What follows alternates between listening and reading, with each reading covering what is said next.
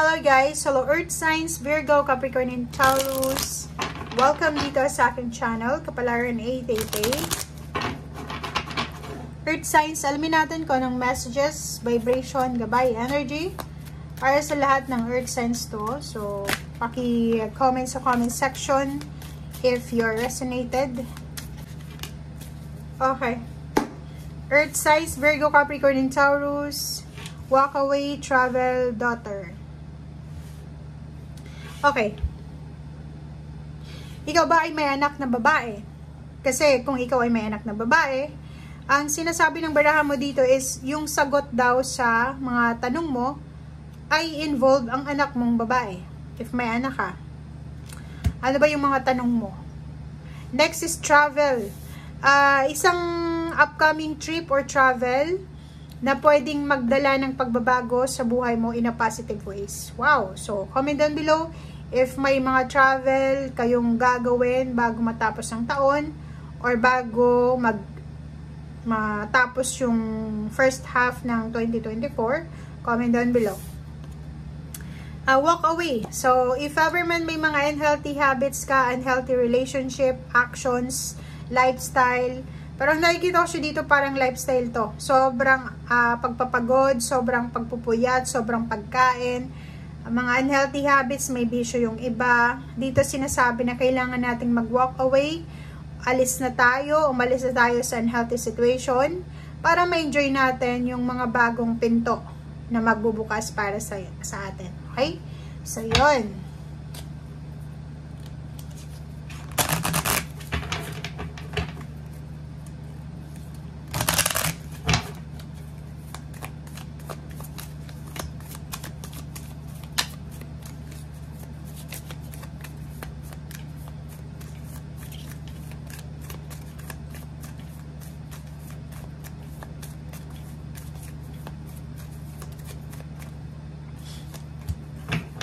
Okay.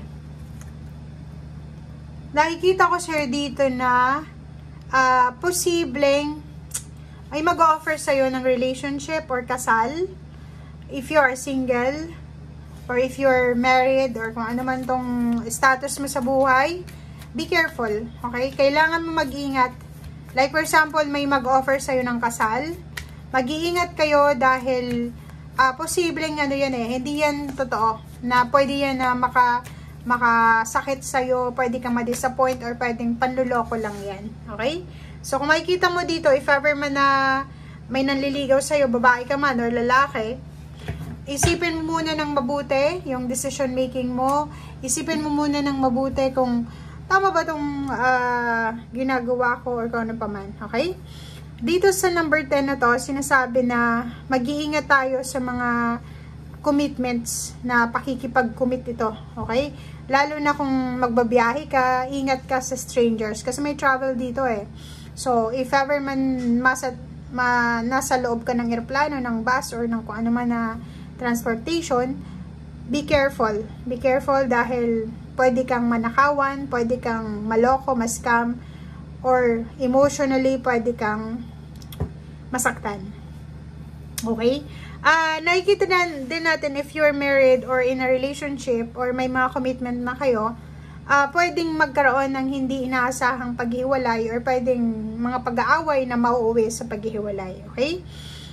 Sinasabi ng baraha sa'yo dito na kung ang iba sa inyo dyan, sobrang eagerness na magkaroon ng relasyon, eagerness na magkaroon ng parang commitment. Pag-isipan muna natin ng mabuti. Huwag tayong gagawa ng desisyon, lalo na kung, kasi hindi naman natin yun makokontrol, diba? Like, may iba na nagbabiyahe, nagta-travel, katabi niya lang sa upuan, bigla silang nagkaroon ng parang, anong tawag dito?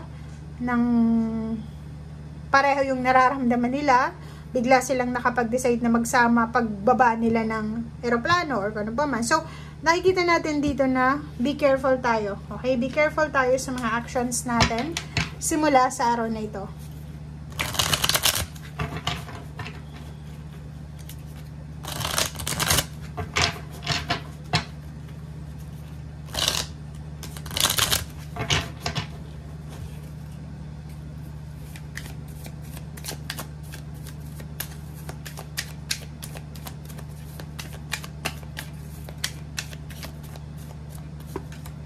Okay, Ace of Cups. Okay, kung makikita mo dito guys, is posibleng may manliligaw sa'yo. And, pwede ang taong ito is, pera yung pinapakita niya sa'yo as way of parang expressing ng emotion. So, comment down below. Or pwede kang makatagpo ng manliligaw sa pinagtatrabahuhan mo. So, comment down below guys.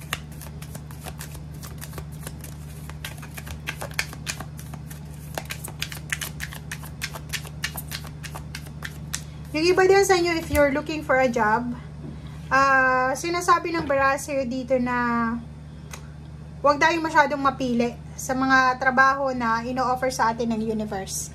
Nakikita ko rin sa'yo dito na isang may asawa, kasal siya. It's either Virgo, Capricorn, or Taurus. May asawa na siya eh, committed na siya. Nasa 7 of Swords na eh. Huwag kayong parang padadala dito sa temptation na to eh. Kasi, pwedeng may asawa ka na, pwedeng kasal ka.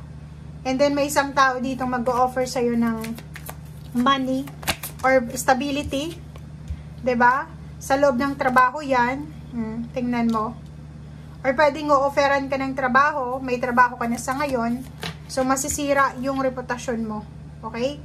Empress card, so ang reverse niya, ay ang message niya is reverse. So kung ano man daw itong mga temptation na darating sa'yo, kasi ito guys is, pwedeng may trabaho ka, stable yung trabaho mo, tapos may temptation.